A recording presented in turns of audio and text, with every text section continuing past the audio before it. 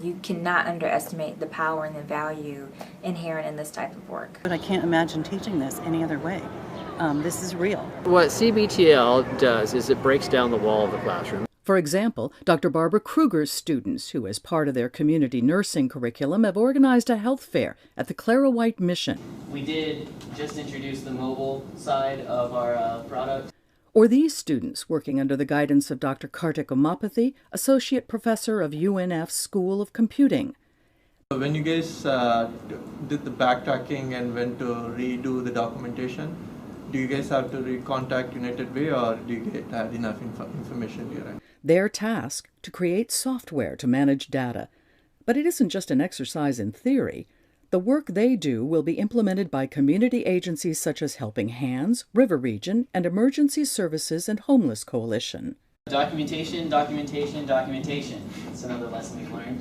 They are learning lessons they would never get if Dr. Umapathi didn't require them to work in a real-world environment. Interacting with the user is the key point with the software development, because if you need to get what user wants right, and if you make mistakes with that, pretty much entire project fails. Community-based learning is the focus of the university's Quality Enhancement Plan and at the core of UNF's mission. Community-based learning is an exciting development in higher education for a couple of reasons. First, I think it's because it involves our faculty and staff in working with community partners such as nonprofits, local businesses, local governments, and identifying particular issues that are pressing to those organizations or those communities.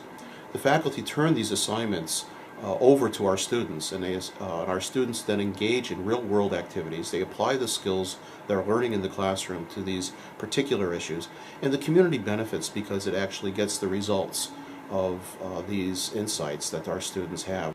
There are 5 gateways to community-based learning at UNF. Each addresses a different level of engagement. Community-based outreach and volunteering is generally considered a jumping-off point. Projects are short-term, designed for students whose disciplinary content knowledge and skills are at an early stage. Dr. True Leverett's first-year Venture Studies seminar is a good example. It's a writing course that requires students to volunteer at this local organic farm. The theme of her course is sustainability, issues of air, water, food, and energy. When we focus on those sustainable agriculture issues, it makes a big difference to get students out of the classroom. We can talk about that and we can read books, but when students actually get to dig their hands in the soil, that changes things, that changes their experience. If you're wondering how pulling weeds connects to writing, I've had them writing blogs, for example, so that they're publishing their work and so that other students and hopefully other people are able to read what they're experiencing. So they're writing some narratives, but they're also writing arguments about what it means to live sustainably.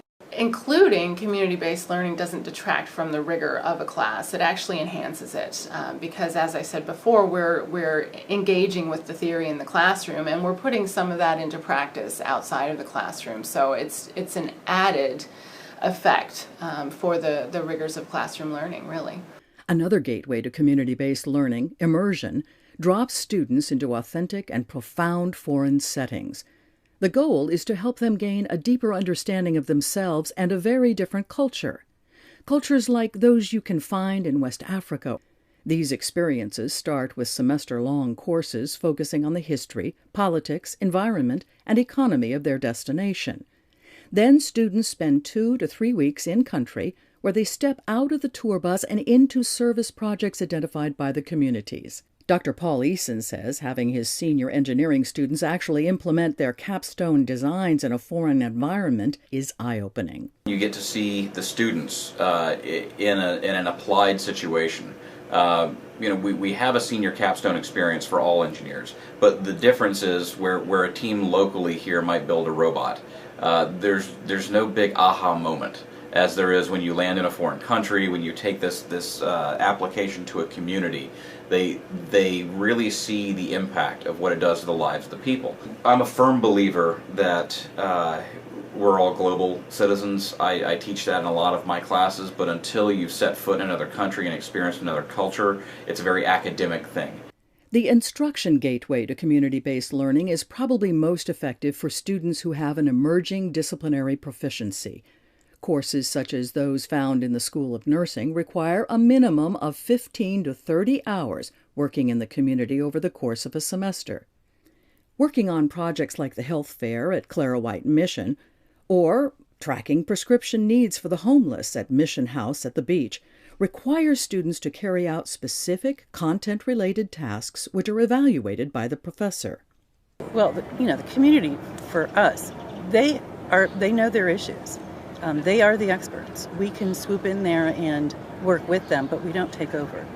They are the expert, and students learn from the partners as well as I learn from the partners, and likewise the partners learn from us. Community-based instruction is the bridge between the introduction to CBL and advanced forms of CBL, such as apprenticeships and internships. This is where students develop their professional demeanor and practice work-related skills. Michael Gropper's relationship with the Duval County State Attorney's Office began with an internship in his undergraduate years at UNF. Now, when he's on break from law school, he's back with the state attorney as a coordinator of internships. Many students really come away with a very transformed view of the work they're going to be doing, as well as a deeper sense of empowerment, I would say. In other words, they're graduating with a clear sense of where they're going. For some students, the gateway to community-based research is also the gateway to graduate school. These experiences require a strong grasp of content knowledge and skills of the discipline. For several semesters, Dr. Jeffrey Ann Wilder worked with students and the community to develop a community-based research course involved with the Ritz Theater and Museum. Here, students delved deeply into areas of Jacksonville's history not commonly known, such as the role of black nurses in Jacksonville, the history of black coaches in the community, and the story of A. Philip Randolph and the labor community here. The moment I got into working with this community organization, I realized how little I knew about the localized experience of that. So it was a really great experience for me to understand that even though I may be trained in sort of the general aspects related to my area, there's still so much for me to learn. Faculty who have already embraced the pedagogy firmly believe in what they're doing. We are a regional university. Most of our students come from the local community, and the better we understand the community, the better we understand the students to which we serve. I think students come to their classroom learning in a different way when they see that it does have applicability outside of the classroom, no matter what it is. I mean, it can be a literature class or it can be a math class, anything. But once they've had that experience of community-based learning, they look at their lives and they look at their education differently. Our troika is the teaching, service, and scholarship. So teaching-wise, I came from the community. I spent 20 years working in the community. And what I tried to do when I came to teach community nursing is to give students really the real world rather than just book learning. In terms of service, these are my partners. I get to learn about new partners, inform new partnerships, and bring students there. And it's where I serve the community as well. In terms of scholarship, I've done some community-based participatory research, included students in there with these same partners. And yes, that benefits me.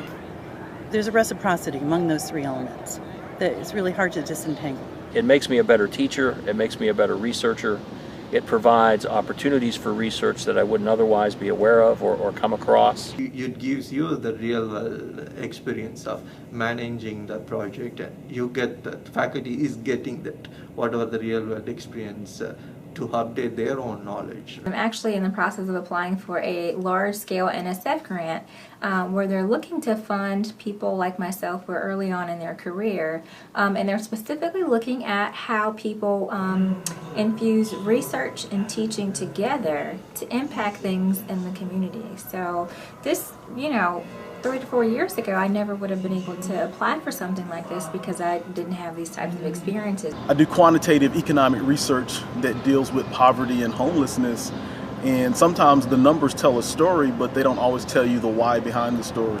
I think it also makes us stronger as a university to have close ties to local agencies, to local professionals. I learn constantly from people in the field. I'm constantly sort of updating my perceptions and getting a clear understanding of local problems. There's a lot of personal reward. There's a lot of, if you look at a well-rounded individual in general, service to the community, service to the profession is something that we're all, as engineers, expected to do.